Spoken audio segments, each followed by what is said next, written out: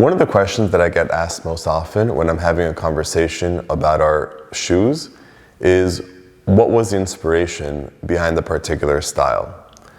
And the answer is usually not that interesting.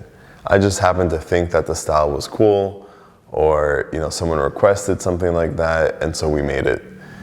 On the other hand, some styles do have a more specific inspiration and a more interesting backstory. And our Hugo Lace-Up boot is one of those styles. Now, our product photographer is a huge military buff. So every time that I go and I shoot with him, he drops little random nuggets of knowledge, and I'll usually leave those shoots much more informed about our military history than I was walking in. And one time during our shoot, we broke for lunch and he pulled out a military magazine and he started showing me the different boots that soldiers wore during different periods of time. And I asked him which one is his favorite. And he immediately pointed out the 1904 Russet Boot. And I say that now like I knew what that was, but in reality, I had no clue. I've always had an interest in history, but I never really paid attention to the boots or to the accessories that the soldiers wore. But in looking at the Russet Boot, I can see why he liked it. It has a sort of elegance to it that I found pretty interesting. And I did a little bit more research on it, and it turns out that the Russet Boot was mostly used as a marching boot, which explains the elegance of the boot. Actually, during that conversation, he also made a comment to me, which I'll never forget, and he said to me, half jokingly, that isn't it funny that over 100 years ago, people used to go to war with better shoes and better dress than we go to work today. And I thought that was a pretty interesting comment, and it's kind of sad, but I can see a little bit of the truth in it. And I really took that comment and I took that Russet Boot and I used it as my inspiration for the Hugo boot.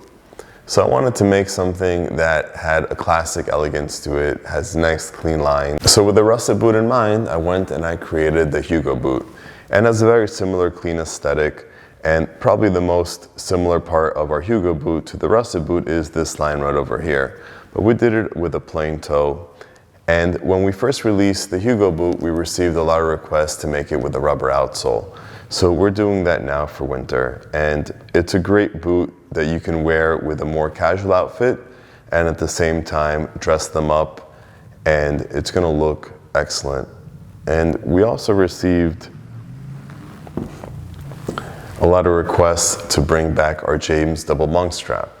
And our James Double Monkstrap boot is one of those boots that doesn't have as interesting of a backstory, but it's something that I've really loved, and it has a real clean, real nice aesthetic to it. At the same time, while it's something that kind of looks a little bit more elegant, I think that these buckles, the hardware on it, brings it down a little bit, tones it down, and makes it a boot that you can wear during the winter with a more casual outfit as well.